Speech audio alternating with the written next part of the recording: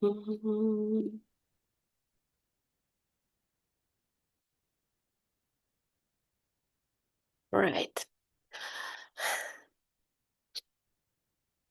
Okay. Hello and welcome all to today's engineering seminary at CBK PAN. Today's speaker is Professor PhD or Professor. Oh my God! Please let me just check one thing.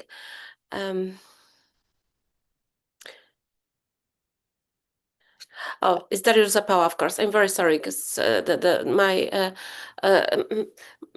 my whole card of the okay, just a need. Right. Okay. So we're going to talk about the functional near-infrared spectroscopy for neuroimaging in human spaceflight.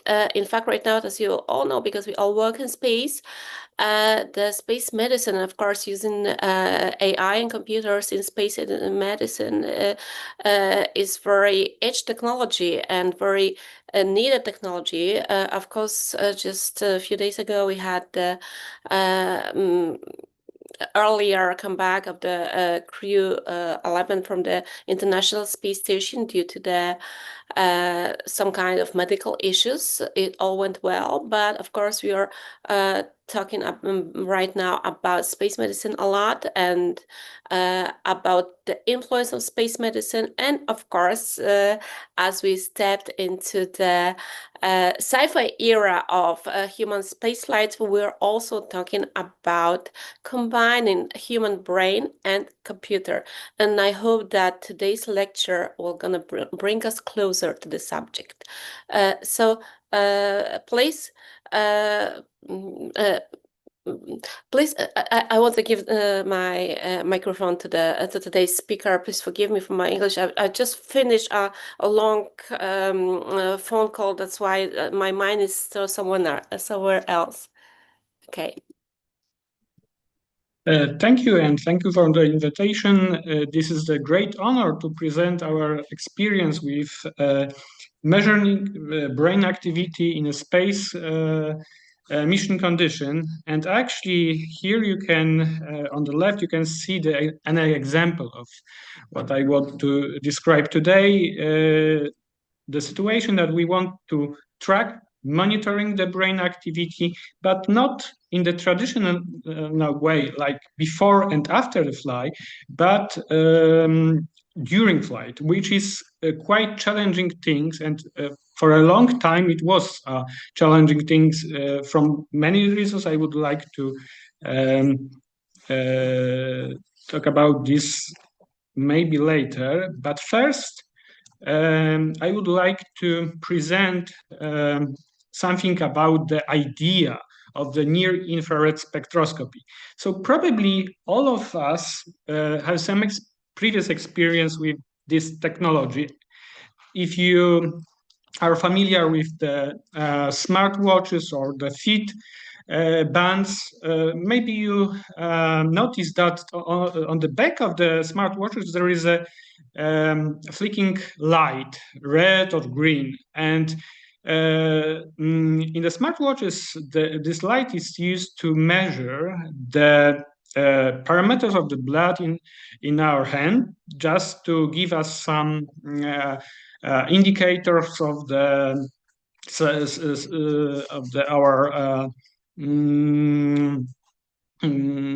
our state.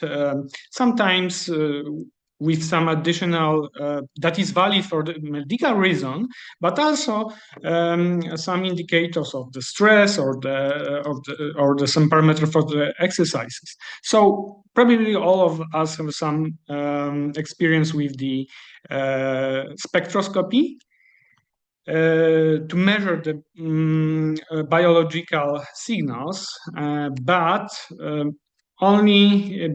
it's not so intuitive that we also are able to send light through the bones. For example, we can here you can see the scalp and the light sources inside the scalp. So our bones are partially transparent for the light. So using the same idea, just to sending the light through the tissue and measure the light after passing the tissue on the surface of the tissue, we can apply to measure the brain activity. And actually, this is the main idea of FNIRS. So we use the emitters of the near-infrared light.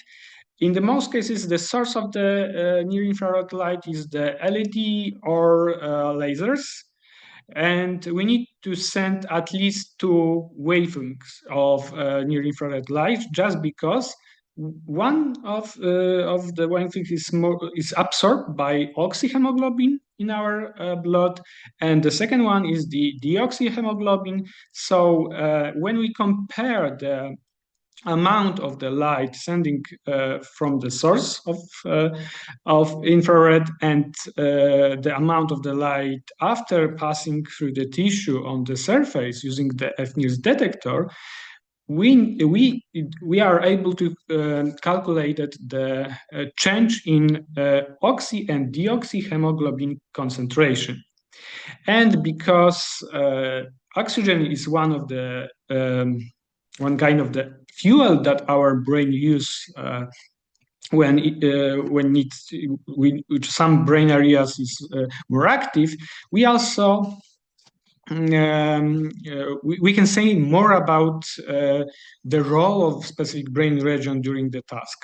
And this is one reason why we measure the FNIRS signal, is to say this brain area is more active or less active in this specific task. But another goal is also to say something about our health, because the changing of concentration oxy and deoxyhemoglobin can be interpreted also as some markers of the state of our brain, especially in the spaceflight condition. This is one of the promising approach. Why is promising? Just because when we compare the other neuroimaging techniques in the terms of the temporal resolution, so how fast we can measure the reaction of our brain to some stimuli, FNIRS is the temporal resolution of FNIRS is below the EEG, for example. EEG is quite common technique, and probably also you have some experience with EEG before. So EEG is another brain recording methods that give us information about the change of bioelectrical field that is generated by neurons in our brain. So it's because its electrical activity is much faster to measure the reaction of the brain to stimuli. Is very fast. We can see a difference in milliseconds. On the opposite side, in this axis, we can see the fMRI. fMRI measure another type of the signal, is a Bolt signal. So it's like hemodynamic response, metabolic change in our brain. And it's because it's metabolic, it's much slower than electrical activity. So, but the advantages of fMRI is that we can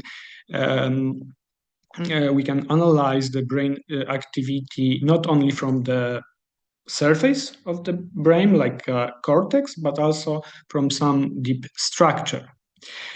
Because of that, it's quite useful for medical application around in the different fields. So again, maybe you have some experience with this technology in the hospitals, but also I would say that majority of the findings in current neuroscience comes from the fMRI studies.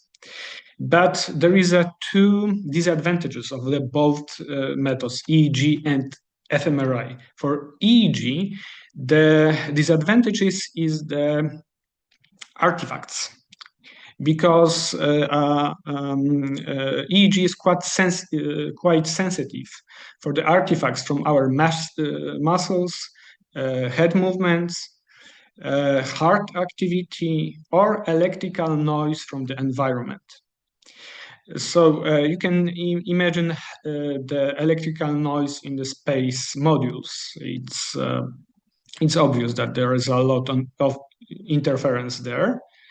And the second thing, there is a different way how we can measure EEG activity, but the best results that we can achieve in terms of the signal quality is when we use the gel-based electrodes. And the gel, as all kind of liquids in the space station, is also problematic. So there is now a lot of studies about the brain activity measured by EEG during the space mission. In case of fMRI, there is another disadvantages. It's quite big. So if you remember your experience with MRI of fMRI in the hospital, you need the separate room, the magnet room, shielded place with a big machine, and it's also obvious that it's almost not possible to spend the fundings to send this kind of amount of equipment to send on the orbit, and also maintain in the space model is definitely not possible. And there is also at the moment, even if there is some attempts to make the MRI smaller, still it will be difficult to measure the brain activity using the fMRI or MRI on the orbit. But fNIRS is something in the between. The main advantage of fNIRS is that we measure the same kind of the metabolic changes like fMRI, but faster, and the device is quite mobile, and also the technology is more resistant for the movement artifacts. This is why the fNIRS is a good alternative for the another methods for recording the brain activity when we need to collect data in more natural situation, real life situation, or even extreme environment condition like in space. Okay, and the another advantages is that the fMRI and there is nice overlapping between the results from fNIRS and fMRI. You can here you can see the overlapping between the activation that was measured using the fNIRS and fMRI, and on the bottom there is a overlapping between the fMRI and fNIRS. So it's quite accurate in terms of the reproducing the results from fMRI, and there is a lot of knowledge that comes from the fMRI world. So if some markers are promising in an Earth condition, that it could be something interesting to see in real time on the space station, because it's something important to measure. We can start from the screening session on Earth using the big machine fMRI, and then create the specific position for the emitters and detectors of near-infrared light to track the same brain region, but in more mobile situation. Okay, why we need to measure the brain activity in a space? There is a lot of examples of what could be, why it could be useful in the space. For the error prediction, if we want to predict the states of the astronauts in terms they are task loaded, for example, based on the brain activity, and say, okay, this is not the best moment to make a risk decision. This is something that FNIRS could detect just by measure the activity of brain areas that are correlated with the state of the attention. Because we measure the metabolic change in our brain, probably also if some change of the oxy and the oxyhemoglobin concentration is a predictor of some hazard change in environment, for example, we can use the FNIRS to predict this kind of situation or alarm the control team. Mental health assessment, because we can say something about the difference between the activation of the oxygen consumption between the different brain regions. Also, there is a knowledge about the links between the activity of specific brain regions and the mental health. So we can track also the mental health markers during spaceflight.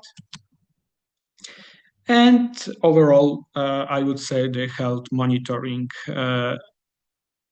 which is very important, as we know, during especially long-term missions. And we are proud that our device was the first FNIRS device that was sent into space in 2023 during the Axiom 2 mission. So during this mission, we proved that FNIRS technology can measure the brain activity in this specific environment. And also we show from logistic perspective how to make sure that the signal quality is sufficient to analyze this kind of data on Earth. And because of that, this device was used several times in International Space Station in the different experiments, and now is a permanent equipment on ISS. So probably in the future we hear about the new experiments with our device. So the first experiments was the author and PI of the experiment, Dr. Bader Chirac, which is interesting in the difference between the brain activity before and after the mission, with additional measurements during in-flight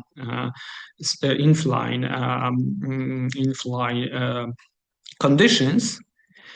In the oxyhemoglobin concentration in a different task, because we know a lot about how our brain react on different stimuli. For example, here in this experiment, they compare the brain activity before in-flight and post-flight during the breath holding, which is physiological changes that we can evoke in the FNIRS signal, visual stimulation, finger tapping. Finger tapping is the stimulation of the motor cortex, and also voice reading. So in these different tasks, we know what is exactly a typical change in specific regions. So they want to measure if there is some difference between the Earth and space condition in this well-known patterns. And actually, especially in the frontal and occipital areas, probably because the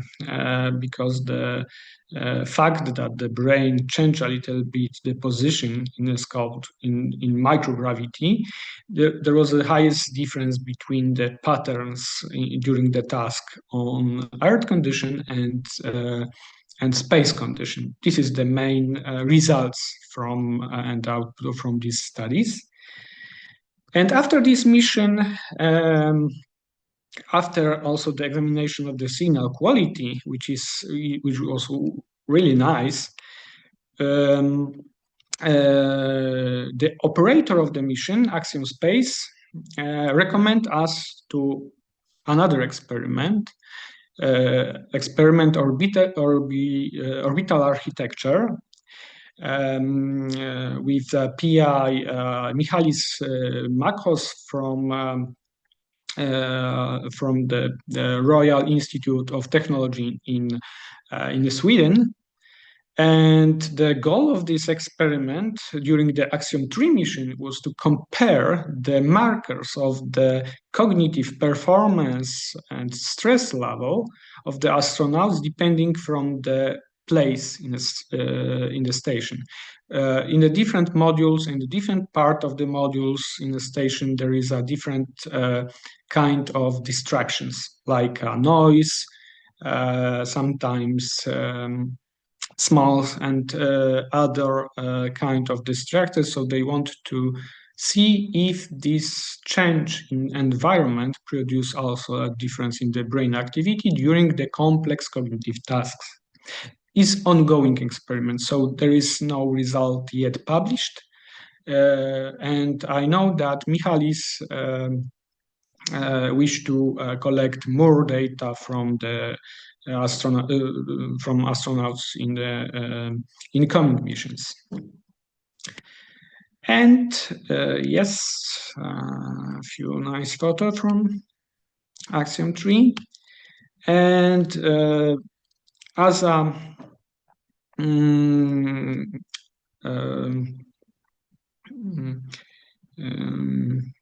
the previous mission, our role was to support these experiments. So we provide the device, we provide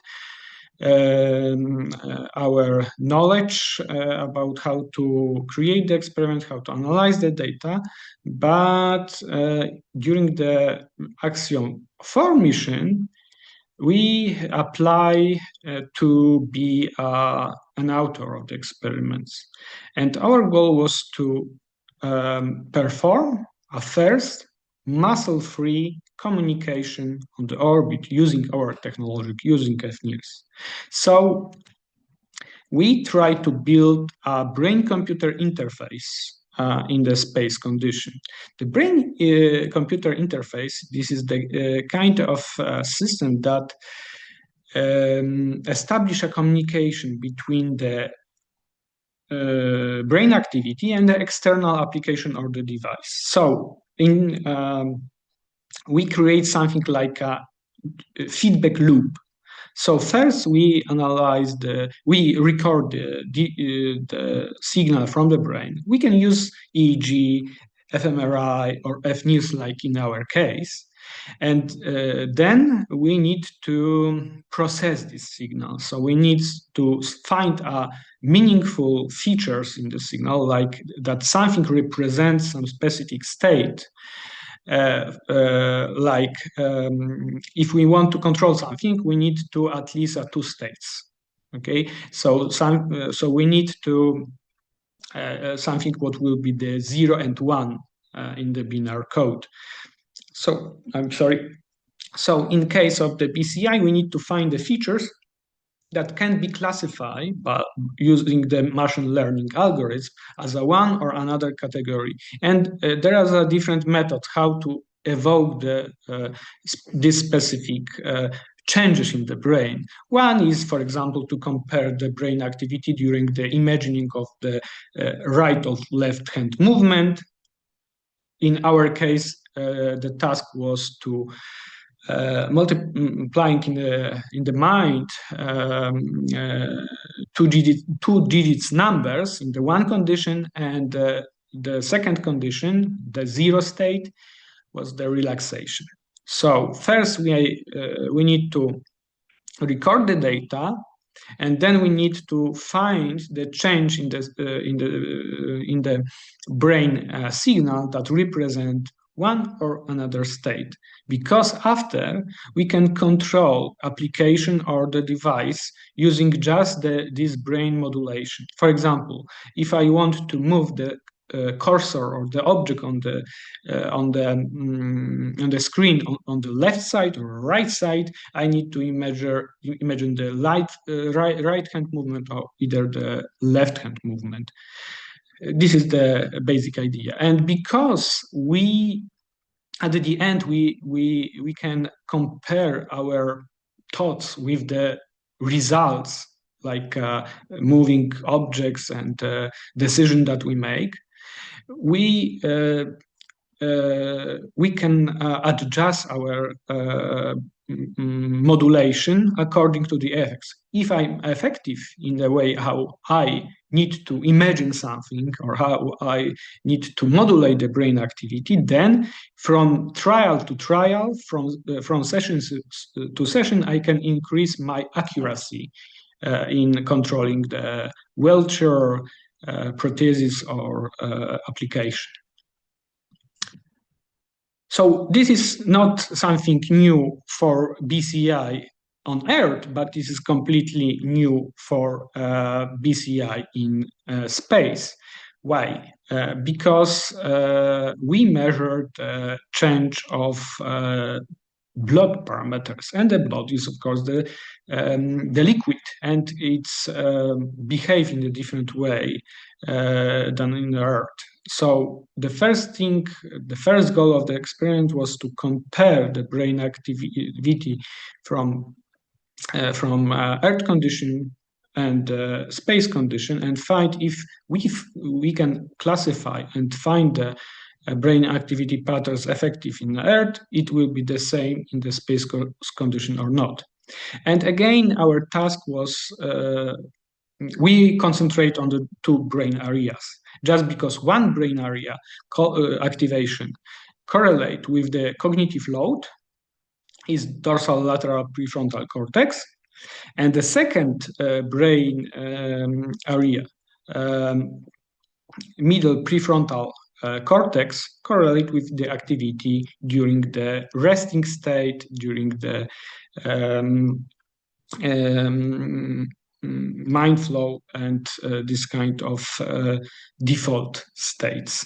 So we evoke the activation during and the cognitive load by this kind of task that astronauts needs to solve these mathematical problems, like to multiply two-digit numbers, and if the algorithm,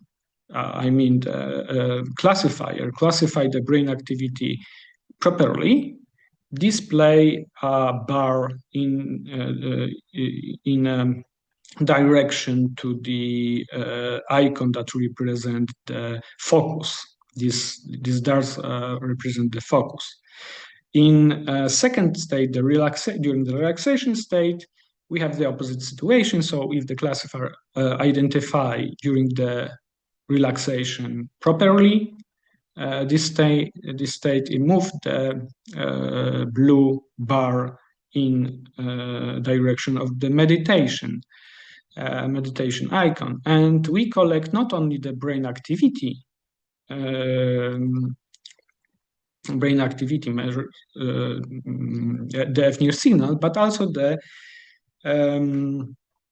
behavioral accuracy. So, for example, if either astronaut responds correctly or incorrectly to each trial.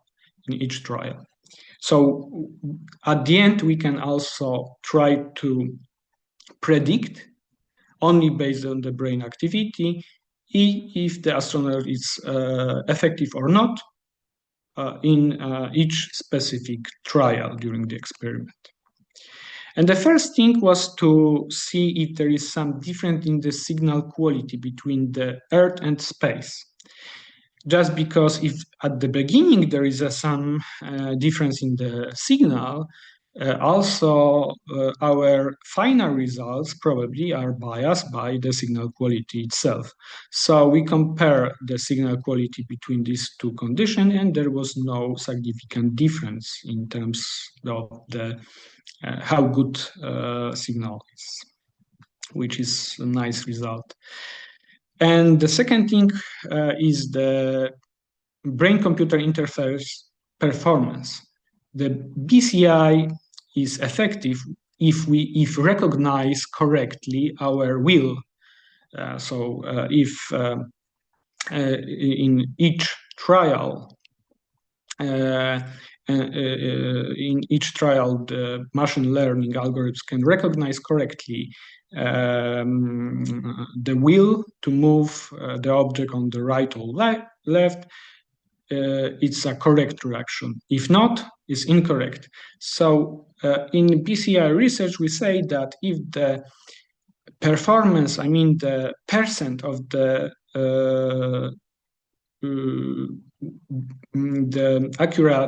accurate reaction of the accurate classification of the algorithm is above 70%, we can say that is the effective communication, the brain-computer communication.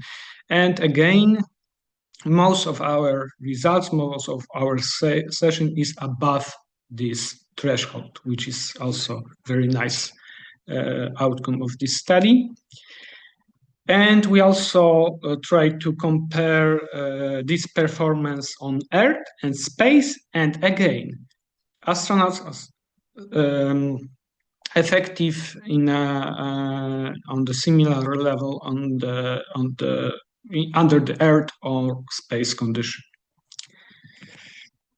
Okay, and my favorite results is the prediction. So based only the BCI performance, we are able to predict the correctness in the task. So when we compare the trial when astronauts answer correctly to the mental calculation task, also the algorithm correctly recognize the state of the cognitive load, and vice versa for the relaxation state. So when we simulate this process after the experiment, just without knowledge about the behavioral performance, we can say something about the effectiveness or the correct reaction of the participant during the experiment, which is at the end something most important for error detection. Because if we can predict only by the brain activity if the astronaut correctly or incorrectly perform the task, for example, the manual task or some cognitive task, this is the something crucial to say, okay, he or she is in the good or bad state to make this kind of activity or decision. And also we find it was really small sample, it was just the 2 participants in the study, but now we are in the middle of the studies on the much bigger group here on Earth in the simulation of the microgravitational environment. But in this experiment, we see the individual difference. So in case of the first participants, we record really nice difference between the relax and mental calculation. So there was a really nice difference and anti-correlation between this both region of interest. I mean, the dorsal lateral prefrontal cortex and middle prefrontal cortex. So, and also the performance of the participant was high. So the participant correctly responds during the mental calculation task by answering what is the results of this calculation. But in case of the participant 2, in the Earth and the space condition, the performance was lower, and also you can see that the brain activity patterns during the relax and the mental calculation are quite similar. So also the classifier is in the difficult situation. If the brain patterns in the both state are similar, there is no feature that can be correctly classifying by algorithm. So also the performance is low. At the end, I will just add something in terms of the task load.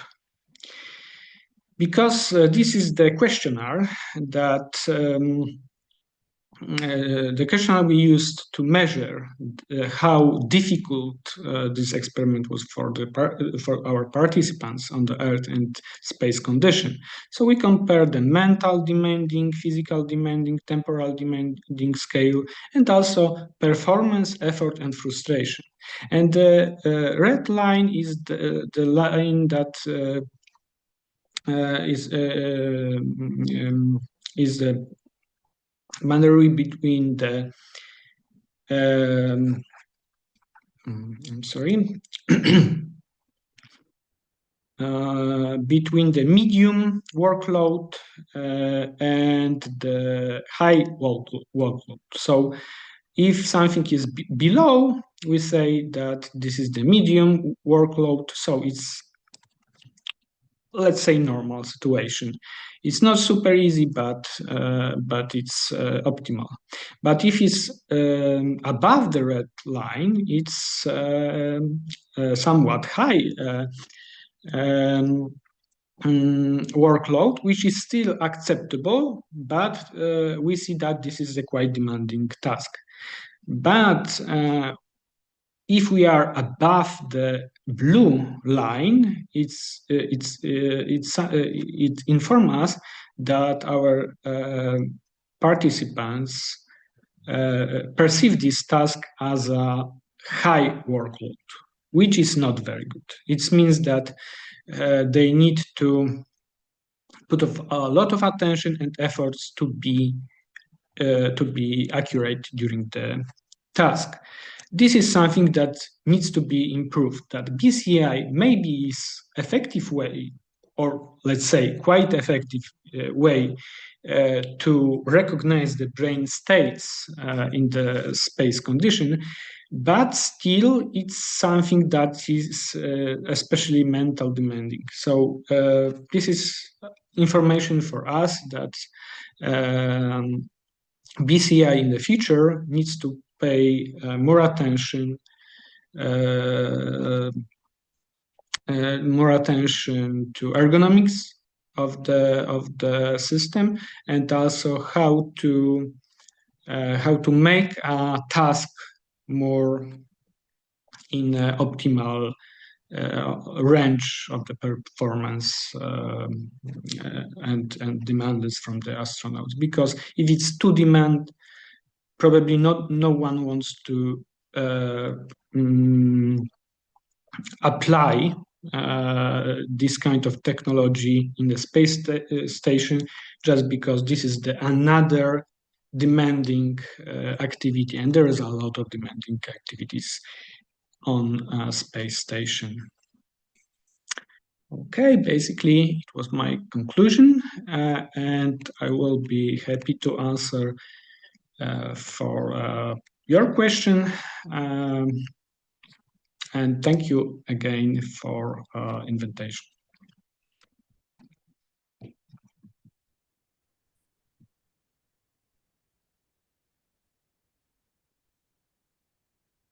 Okay, so let me ask anyone from the online audience, do you have any questions to Dr. Zapała? If not, then I'm going to volunteer a question. Could you describe a little bit the experiment that you performed on the Ignis station, the attempt to control devices with a thought? I guess the PR effect of it was absolutely incredible. I'm not sure what the final result was, although I realized that you were quite happy with the idea of controlling the interface. So if you could spare a few explanations on that. Okay, so first of all, this is the main results about the BCI performance. So this green dots represents the results from each session during the experiment, and inform us about the percent of the correct recognition of the state during the experiment. So if, for example, the task was to move the object, the bar on the left side, and at the end the classifier also recognize the brain activity as that represents the willing to move the bars in the same side, it's a correct recognize. So it's a correct reaction of the interface. And we would like to be, of course, 100% effective in this classification, the correct in this recognition. And but it's normal that this performance rate is lower than 100%, but we in the literature and from the practical point of view, if we are able to recognize correctly the brain activity patterns above 0.7, so 70% of the trials correctly, is effective communication, because otherwise the communication is slow. It's produce a frustration, because if we are close to 50% effective in controlling some object, of course, it doesn't make sense. So if we have above 70% from literature and from practice, we say that this gives our participants good experience with the performance of the system. And as you can see, only two session was below this threshold, but rest of them have about 0.7, 70%. Actually, all of them was above 80%, and some of them are close to 100%, which is good results for the Earth condition. Let's say normal. This is quite normal situation, and also it's proof us that even in the quite extreme situation on the space station, we are similar effective in recognize and classification brain states. Okay, so I'll ask you another one that will be more practical. We are now working on a project in which we try to develop a prototype of a prosthesis, hand prosthesis, that will be manipulated with EEG signals.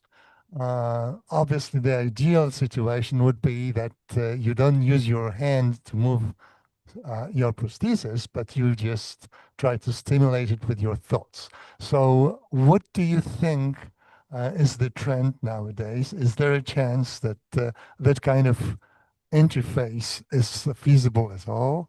I was looking at the Neuralink development, the company developed by Elon Musk, and they were showing the results of controlling an interface with thought that was done by a patient who was doing it very efficiently. I think 100% probability was right there, except for one major problem, and that was the implant directly in the brain.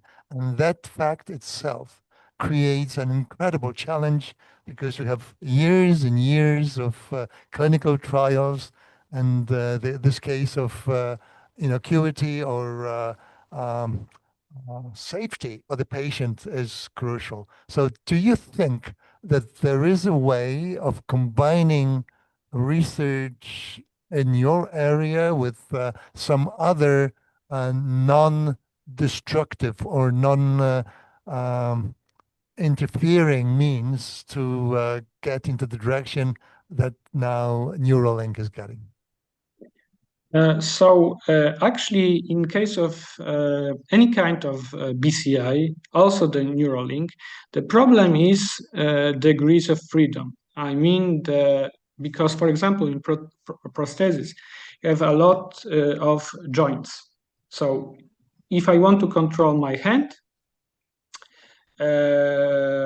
it's something different to control the fingers. It's another kind of commands you need to, for example, control this kind of movements, or use up or down of the whole hand. So as long as the number of the categories is low, like in this case, 0, 0 or 1. We just, in this experiment, we compare the brain activity from 2 brain areas, and then we translate it on something like a binary classification. So with binary classification, we can control something only in the 2 dimensions. So because we control something in the 2 dimensions, it's hard to control this kind. I mean, of course, I can translate it for one simple movement up and down, but it's much complicated to then translate it into another, to control another joints. So I would say this is one of the limitation that, and this is why they show on the presentation some really controlling a really simple interface, but not something that needs a lot of categories, a lot of states to recognize, because this is something difficult. And I would say that the results that, at least at now, present the Neurolinks is quite similar to other invasive BCI that, I know from 10 or 15 years ago. Of course, the invasive BCI, when we are able to collect data